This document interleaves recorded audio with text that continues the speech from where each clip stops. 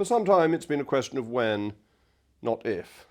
It is over for Sir Keir Starmer. His premiership is in its dying days, its last throes, its final breaths. It may be appropriate that the assisted dying bill is still going through Parliament because his premiership is dying. And this isn't particularly good for the country because the country drifts when it needs leadership. The final problem, the end, is of course Peter Mandelson, and that Sir Keir Starmer knew that Peter Mandelson had maintained a relationship with Jeffrey Epstein after Epstein had been found guilty of molesting a child. A child. It's easier to forget in the political excitement what a revolting individual Epstein was and how terrible and criminal his behaviour was. He was a paedophile, and that is one of the nastiest, most unpleasant, most shocking of crimes. And Peter Mandelson remained in contact with him after he had been found guilty of these crimes. There was no longer any claim that he was somebody just with a dodgy reputation. He was somebody who had been found guilty in a court of law and sentenced to a period of imprisonment. That was the sleaze that Mandelson was involved with, remained involved with, continued to be involved with, and Keir Starmer knew it.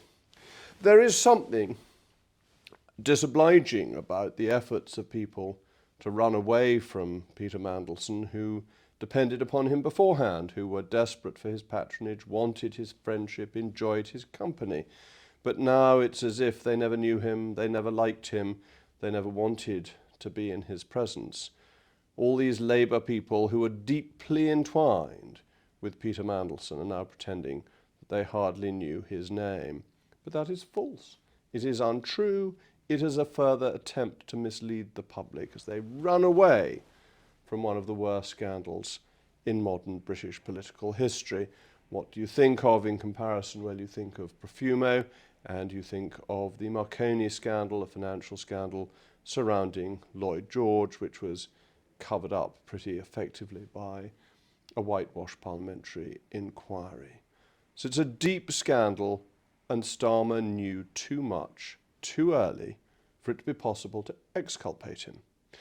So that leads to the question of who next. And that's a very interesting question. And here I can speak purely as an observer because I have no say in who Labour will choose. Labour figures won't listen to me. I'm watching in exactly the same way as you, my viewers, are watching it, as an interested and I hope informed observer, seeing the pieces of the jigsaw puzzle fit together. So what's piece number one?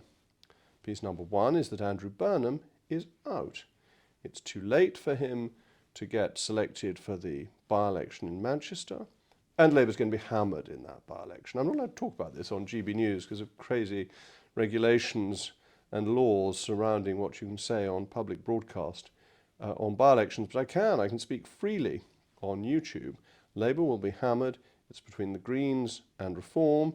The Conservative Party has a respectable candidate who I obviously wish well, but I'd be astonished if the Conservatives managed to make a breakthrough in this.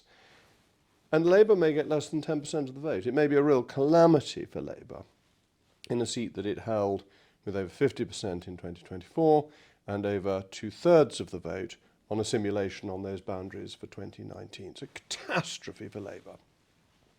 But Andy Burnham will not be part of it. He will not be getting into Parliament. He won't be eligible to stand for leadership. So Starmer's done one thing. He has nobbled the frontrunner. So who does that leave? Well, today Angela Rayner is the first to involve herself in moves against Starmer, trying to make life more difficult for him on the humble address. The humble address is a fascinating piece of parliamentary procedure.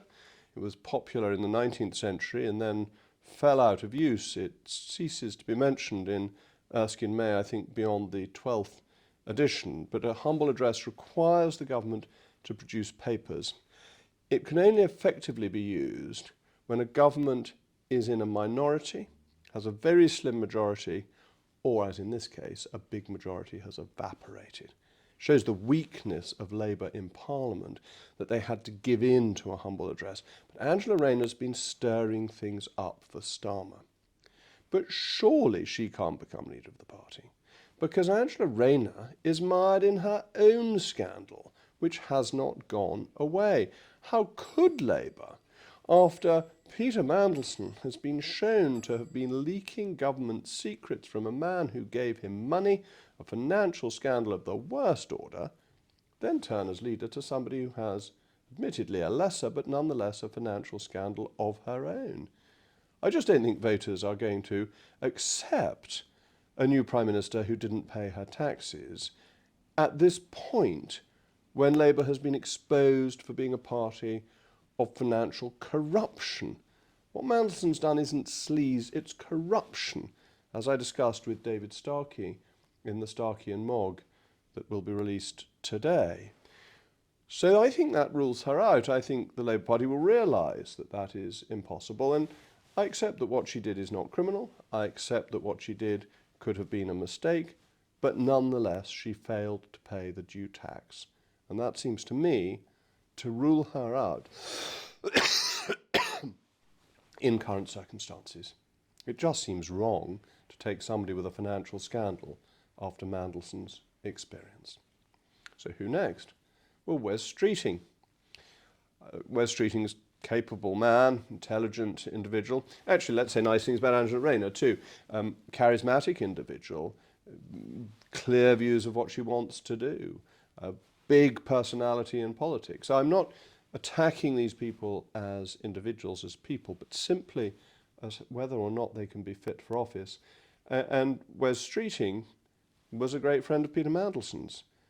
He was writhing today to say that he didn't like Peter Mandelson anymore, that Peter Mandelson wasn't a friend of his, to disassociate himself from any connection to Peter Mandelson, who was his sort of mentor previously, whom he was very close to, whom he was very pleased to have speak in his constituency when he was running for Parliament. And you don't tend to have people come and speak in your constituency who you don't like and admire. Partly they're the only ones who come, are your friends, and partly those are the only ones that you invite. So Mandelson taints Wes Streeting to a point where I think electing him becomes impossible. That Labour may not realise, certainly new Labourites such as Remain, may not realise quite how this has tarnished their whole brand, the whole Blairite project. And this sticks to Wes Streeting, whether fairly or unfairly, like glue. And I don't see how he can be leader. He's also on the right of the party, and I'd be very surprised if the Labour Party wanted to move rightwards from its current position. And then you've got Shabana Mahmood. Well, Shabana Mahmood, the Home Secretary, was the first socialist in a long time to say something sensible about immigration. But if you read today's papers, 50 Labour MPs have said they oppose her immigration reforms, and they won't be possible anyway without leaving the European Convention on Human Rights and repealing the Human Rights Act, or at least amending it. And there's no way Labour's going to do that. So I think Shabana Mahmood can't get it because, again, like Wes Streeting, she's too right-wing. She's not tainted by Starmer, but she is too right-wing for the mood of the Labour Party. She's actually too good for Labour in terms of migration. And I doubt she'll thank me for saying she's too good. I think she's a capable minister, has been saying some sensible things, but actually she wouldn't be able to do them unless she joined Reform, which I imagine she doesn't wish to do. I think she's not the high-profile defector from the Labour Party that has been trailed by Reform.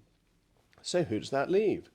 Well, it leaves the one and only Ed Miliband, the once and future leader of the Labour Party. Why? Well, he's popular with Labour list, he's popular with Labour members. He will become popular with Labour MPs because an awful lot of MPs back the person they think will win. And that leads to a momentum. It was hugely helpful to Boris's campaign that his popularity in the party at large meant that lots of MPs wanted to support him because they felt if they got in early, then they might get some office from him, they might get some role in a Boris administration. That will be happening with Miliband. People will look at the arithmetic and they will say, look, he wins with the public. We can't have Rayner because of Sleaze. We can't have Streeting because of Starmer. We can't have Shabana because actually she's too sensible. So it's Ed. And he gets all the votes from Labour members. That's the first point. But, and this is hugely to his credit, he is one of the Labour leaders over the last 30 years, slightly more, who would have absolutely nothing to do with Peter Mandelson. So when Ed Miliband became leader of the Labour Party, Mandelson played no role in it, whereas he did for Neil Kinnock. He didn't for John Smith. He was central to New Labour for Blair and for Brown, and then Miliband wouldn't have him.